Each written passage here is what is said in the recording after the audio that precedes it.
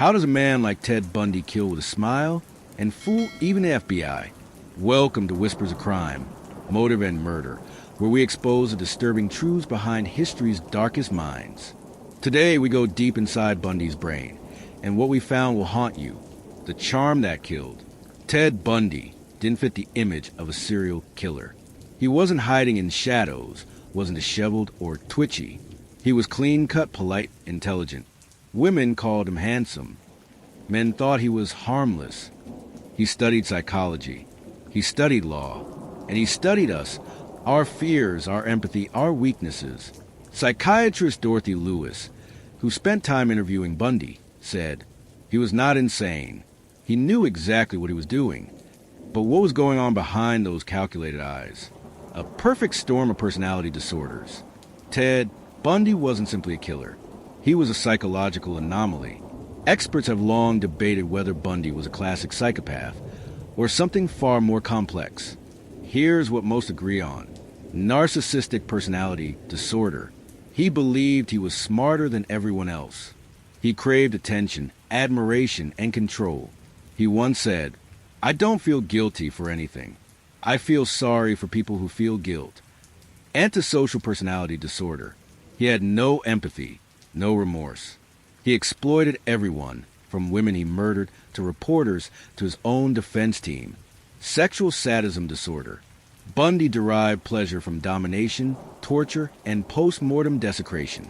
In several cases, he returned his victims' bodies to engage in necrophilic acts. Cold, calculated, repeated, control addiction. Even his confessions were calculated. He delayed them until right before his execution, hoping for clemency. He weaponized the truth. It wasn't about guilt. It was a tool of leverage. Bundy's two faces, the public Ted versus the predator. In public, Bundy was charming and persuasive. He worked on a suicide hotline with author and Rule. She wrote later, "Ted saved lives while taking others in secret. I couldn't reconcile it." He dated women who described him as sweet and gentle. He attended law school and volunteered for political campaigns. But behind closed doors, Bundy unraveled into something inhuman. He stalked women like prey. He lured them by pretending to be injured, carrying a fake cast or crutches. Once isolated, his demeanor changed instantly, from soft-spoken to savage. He bashed their skulls. He strangled them. He mutilated their bodies. It was like a mask dropped. How the FBI profiled him and still miss him. In the 1970s, criminal profiling was still new. The FBI Behavioral Science Unit at Quantico was trying to understand serial killers. But Bundy didn't fit any known profile. He was organized and meticulous. He killed across multiple states. He took trophies. He revisited bodies. He burned victims' clothes and ID cards. He drove a clean tan Volkswagen Bug, his murder car. No one suspected the polite law student behind the wheel. Even the lead profiler at the time, Robert Ressler, later admitted, "We underestimated how normal a killer could look." Bundy even volunteered at the Washington State Department of Emergency Services during the search for one of his own victims, Donna Manson. He watched the investigation unfold and stayed one step ahead.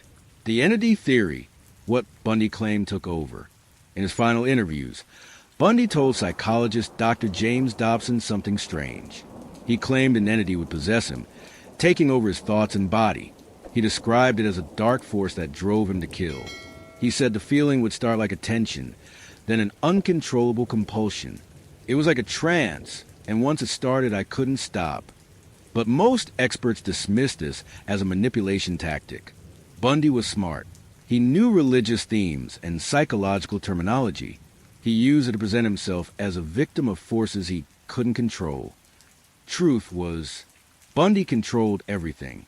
His victims, the crime scenes, even the narrative. Media interviews, Bundy's final performance.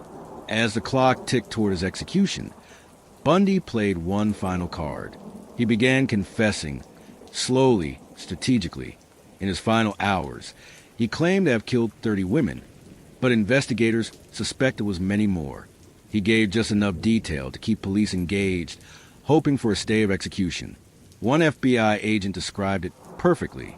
He wasn't confessing out of remorse. He was confessing out of control. Even facing death, Ted Bundy wanted to be the one pulling the strings. Cold-blooded logic. How Bundy justified it all. Bundy told journalists, "Murder is not about lust, and it's not about violence. It's about possession. When you feel the last breath leaving their body, you're looking into their eyes. A person in that situation is God." That quote chilled the world. It showed Bundy didn't kill out of passion. He killed for dominance, for control, for the thrill of playing God. Even today, Bundy's psychological profile is studied in FBI training. He changed how law enforcement profiles serial killers. He revealed the terrifying truth. The most dangerous predators don't look like monsters. They look like us. They hide in plain sight, and they'll smile while they hunt. But if Ted Bundy was this smart, this strategic, why did he suddenly make sloppy mistakes near the end? Why did he lash out in a Florida sorority house like an animal? And how did the survivors live to identify him? What happens when you look a serial killer in the eyes and survive? Ted Bundy wasn't just a killer. He was a predator who played God with his victims. But not every woman he chose went down quietly.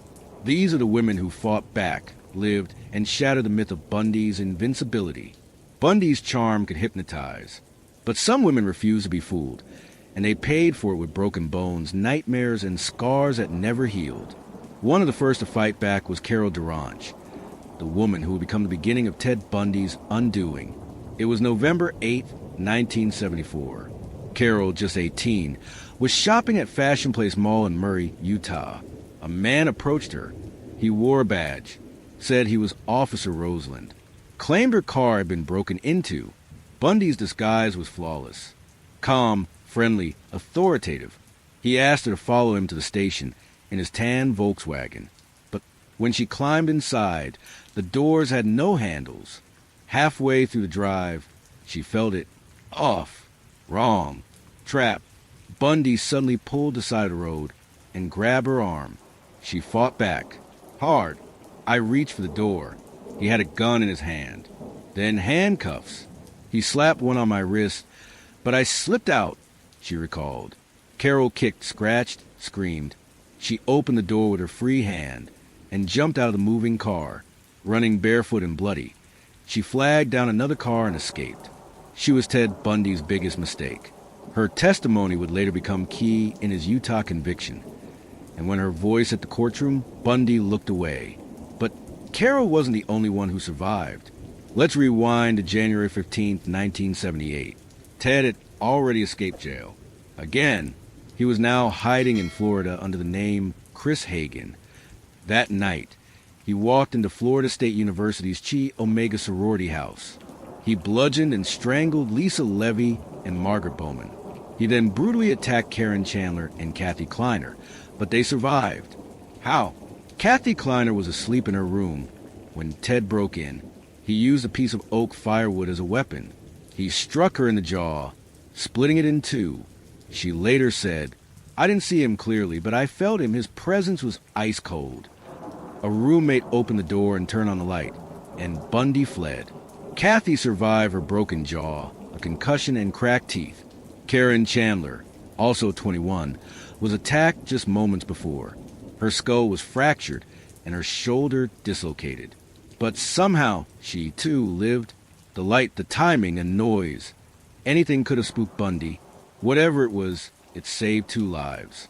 One of Bundy's final survivors came just weeks later.